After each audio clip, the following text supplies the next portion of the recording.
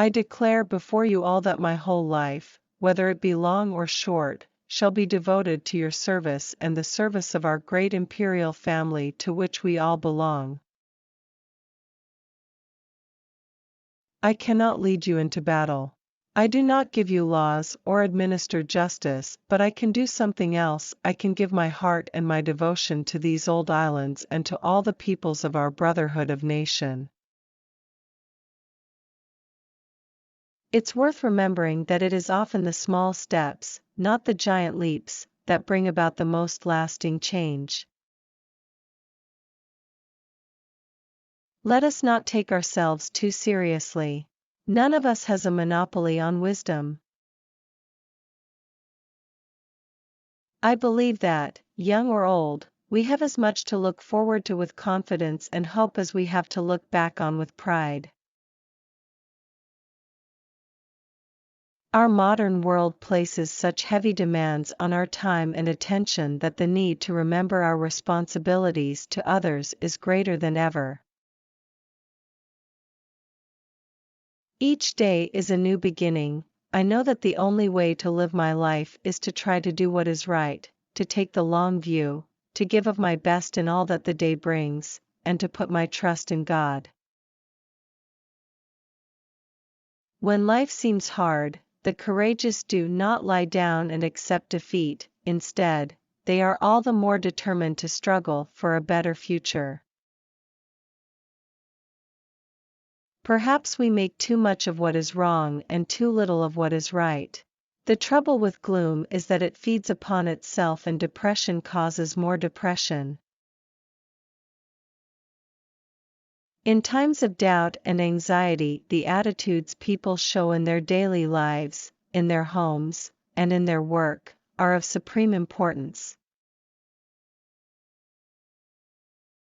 Although we are capable of great acts of kindness, history teaches us that we sometimes need saving from ourselves, from our recklessness or our greed. It is through this lens of history that we should view the conflicts of today, and so give us hope for tomorrow.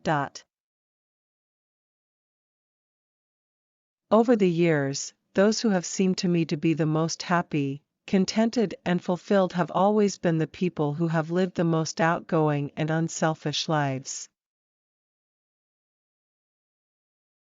If we resolve to be considerate and to help our neighbors, to make friends with people of different races and religions, and, as our Lord said, to look to our own faults before we criticize others, we will be keeping faith with those who landed in Normandy and fought so doggedly for their belief in freedom, peace and human decency.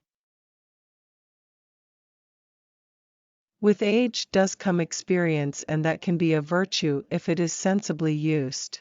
By being willing to put past differences behind us and move forward together, we honor the freedom and democracy once won for us at so great a cost. No age group has a monopoly of wisdom, and indeed I think the young can sometimes be wiser than us. But the older I get, the more conscious I become of the difficulties young people have to face as they learn to live in the modern world. We know the reward is peace on earth, goodwill toward men, but we cannot win it without determination and concerted effort.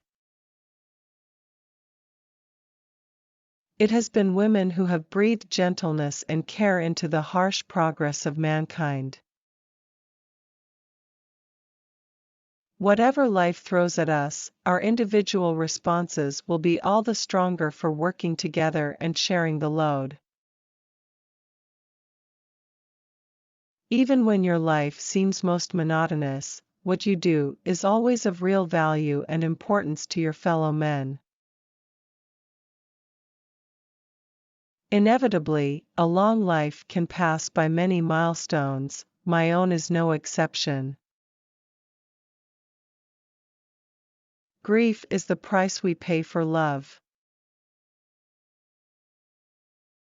Though we each lead different lives, the experience of growing older, and the joys and emotions which it brings, are familiar to us all. We all need to get the balance right between action and reflection. With so many distractions, it is easy to forget to pause and take stock. It has always been easy to hate and destroy. To build and to cherish is much more difficult. I know of no single formula for success, but over the years I have observed that some attributes of leadership are universal, and are often about finding ways of encouraging people to combine their efforts, their talents, their insights, their enthusiasm, and their inspiration, to work together.